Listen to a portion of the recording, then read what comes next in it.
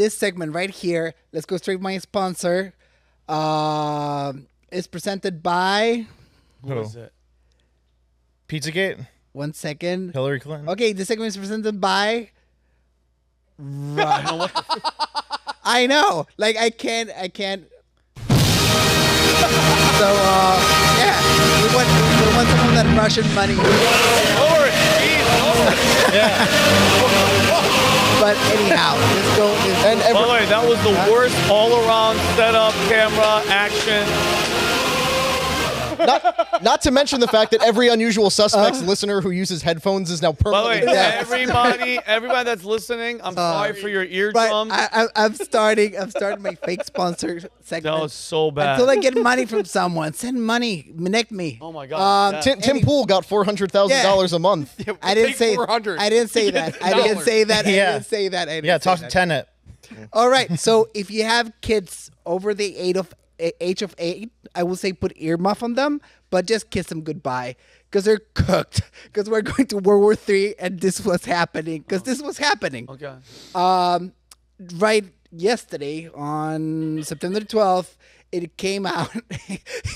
It came out that the White House is authorizing more use of like American weapons inside of Russia. Oh, great! I'm gonna go a little bit because they've been allowing them to use American weapons inside of Russia. Imagine that a country is allowed to use some other country's weapon inside your country. That means you're. By the way, you know what I take that as an act of war. Like you're fighting me too. You're fighting me too. That's an act of war to me. It's completely unheard of for America to send weapons to a country to use against sarcasm. That's never happened before. So around May, the initial policy of the U.S. government was that they couldn't use American weapons to strike inside of Russia. That was the original one. Yeah. Then on May 15th, they allowed just to use like lower grade weapons around the borders. On June, they expanded it again. And then later on September, they expanded it again so they could use bigger weapons like further inside of Russia. And this is the latest one. I translated, we can show the video. I translated what Putin said last night about this news breaking. Okay. And this conversation, please pay attention. Be worried about this. This is you translating him AI? Yeah. Okay, let's hear this one. Because I know people don't read good. Yeah. The decision will be made.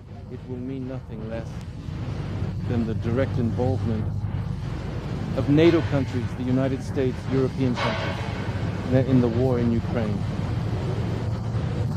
This is their direct participation, and this, of course, significantly changes the very essence, the very nature of the conflict. It will mean that NATO countries, the United States, European countries are at war with Russia. And if that is the case, then bearing in mind the change in the very essence of this conflict, we will make the appropriate decision based on the threats that will be posed to us.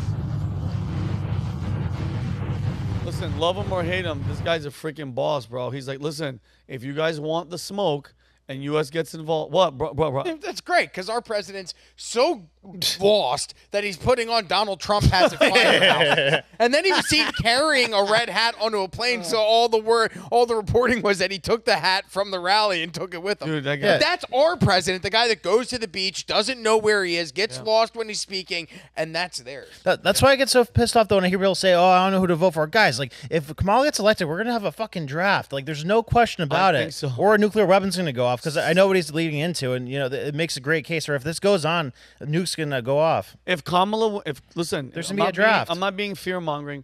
If Kamala wins, it's going to get ugly, and it's going to get ugly fast.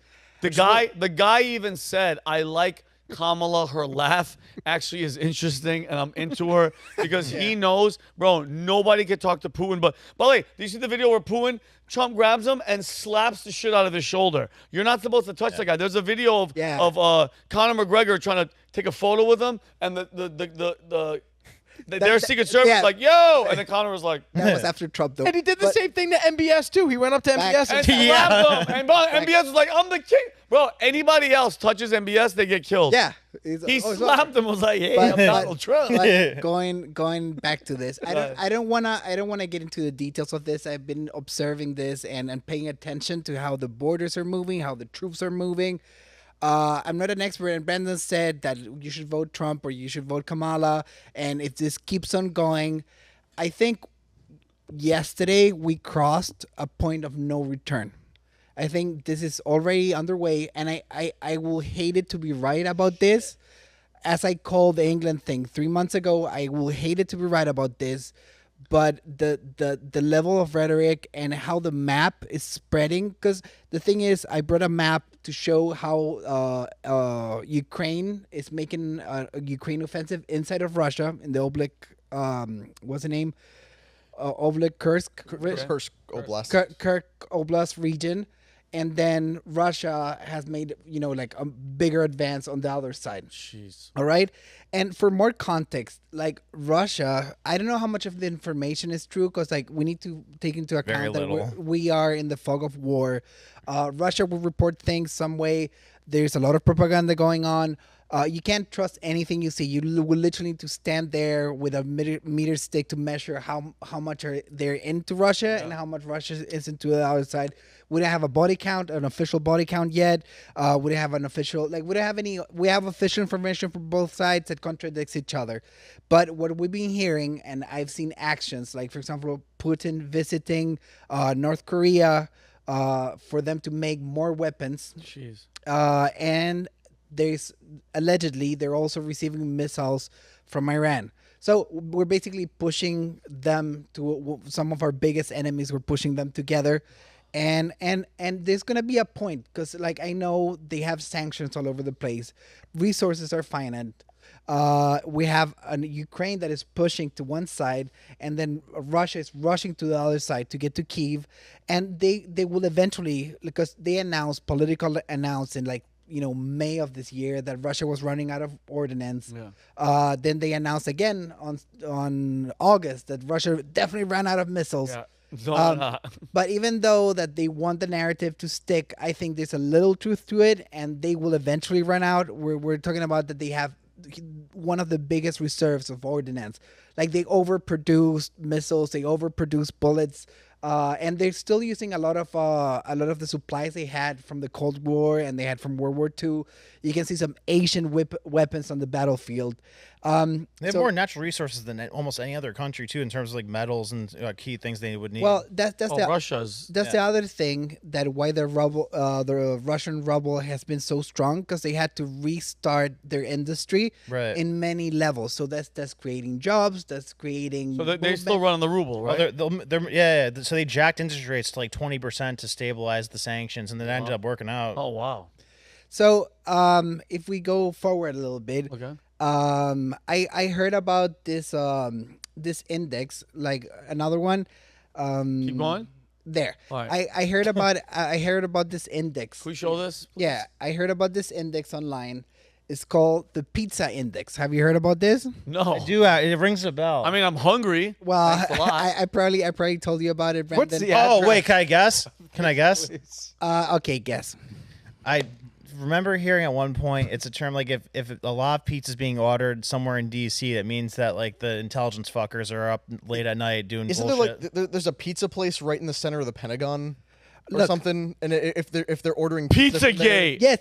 That's what I went to. I'm going. Anytime I hear pizza in Washington, it's always sketchy to me. So that's very true. So where's John Podesta? Is he the pizza index? Like whenever you see like a violent race on how busy the pizza places are around the Pentagon, holy crap! You know they're not getting away from the office because shit is going down. Wow! All right. Yep. And then someone extrapolated this index to the bar index. Okay. So if in a certain time frame, like the bars get empty and because they're all alcoholics generally. Yeah. Yes. If And the love bars, prostitutes. If the bars get empty and the pizza places get too busy, True. you know that they had to put their last drink away. Wow. And they had to go back into the office and order pizza because they were gonna be there all night. So shit's gonna hit the fan, basically. When there's decisions being made and there's stuff about to go down. And people have proven that there is strict correlation between this data and when there's drastic measures being taken the next day. You're like, hey, Humberto, let's go to this bar. And we walk in, nobody's there. And I'm like, oh, shit. Look, this is It's World War III. So when this news broke yesterday, I was like, oh, I want to see this in real time. So I went to look for bars because it was bar time.